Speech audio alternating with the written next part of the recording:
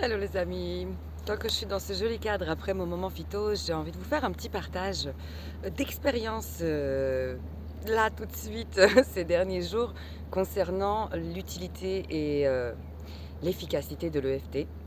Vraiment là pour vous montrer à quel point il ne faut pas hésiter à prendre cet outil et à l'utiliser vraiment au quotidien et à vous montrer que même si voilà j'en parle souvent, on parle de beaucoup de choses, il faut faire ça, il faut faire ci, mais vraiment je l'applique dans ma vie de simple femme, maman et tout, tous les jours au quotidien, j'applique vraiment ce que je vous dis.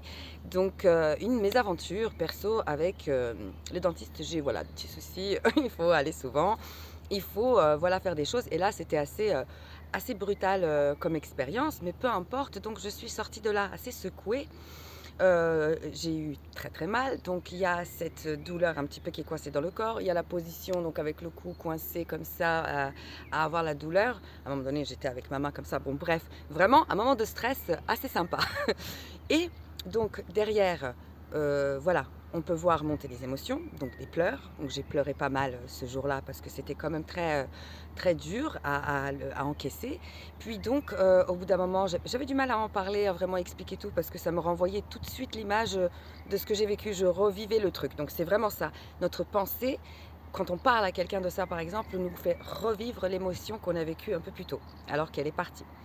Donc, pour couper court, pour m'aider moi-même, pour m'apaiser, pour me faire du bien et faire redescendre cette intensité émotionnelle, vraiment après conseil en plus auprès de mes chers amis, dont une que j'adore, ma Sandrine qui fait de la sophro et qui est infirmière d'amour. Et donc, qu'est-ce que je peux faire à part le l'EFT? Non, c'est vraiment le l'EFT. Et donc, j'ai fait ma petite ronde avec d'abord donc le point karaté qu'on va tapoter avec notre phrase à fond pendant quelques bonnes minutes pour vraiment couper. Ça fait on va dire, on coupe le circuit du mental et de l'inconscient pour qu'il ne puisse pas saboter notre ronde et notre séance, pour que vraiment cet EFT ait un effet. C'est un petit peu mieux expliqué, je ne vais pas vous faire un cours sur l'EFT, c'est un petit peu mieux expliqué dans le livre que je vous ai recommandé sur cette méthode. Donc là, c'était pas un tapping classique, je veux passer une journée magnifique, j'ai confiance en moi, je m'aime. Non, là, c'était vraiment une problématique particulière, une émotion assez intense, un moment assez violemment vécu qu'il fallait apaiser.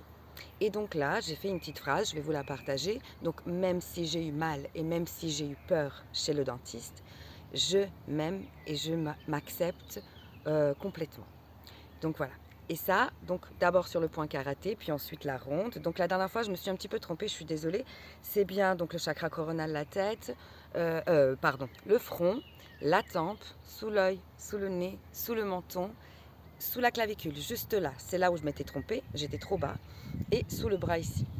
Et j'ai fait vraiment en concentration, dans ma bulle, dans une pièce à part, à voix haute, pour que bien entendre, il y a plusieurs phases, il y a plusieurs en fait facettes à cet exercice, à cette méthode. Il y a la répétition des phrases, la répétition des mots à voix haute qui impacte aussi notre cerveau. Il y a ces méridiens qu'on stimule avec les tapotements, donc ça marche super bien. Et vraiment, pour vous témoigner, ça a été un effet top, top, top, très, très rapidement. Donc c'est descendu vraiment tout doucement. D'abord, le premier truc, c'est que j'ai remarqué que j'ai pu respirer un peu plus profondément. Donc respirer un peu plus bas. J'étais tellement dans la peur et dans la douleur que j'étais très très haut dans les poumons.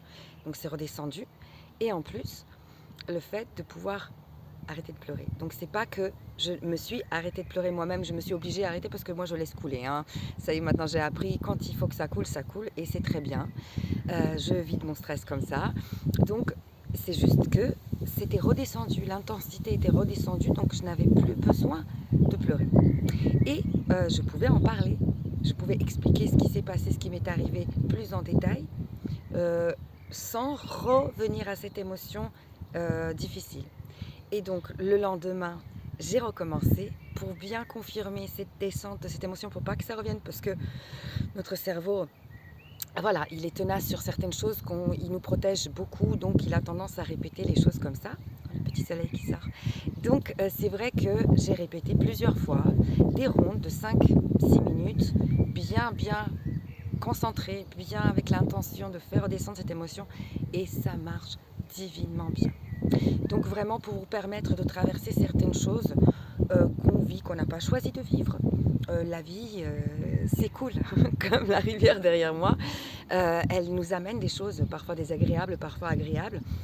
On décide de notre chemin, on prend nos décisions, mais les choses sont amenées là pour qu'on grandisse, mais pour pouvoir les digérer, les accepter et grandir avec, apprendre la leçon, trouver, chercher le cadeau, il faut déjà apaiser un petit peu cette tempête émotionnelle qui se passe à l'intérieur entre la peur et la douleur. Voilà, l'intensité était quand même assez forte. Donc voilà, merci. Petit partage dentaire, mais rien à voir avec les dents, c'était vraiment pour vous montrer en exemple, tac au tac, tout de suite après l'expérience, à quel point c'est utile, à quel point ça peut apporter du bien-être au quotidien. Voilà, merci de votre attention, à très vite.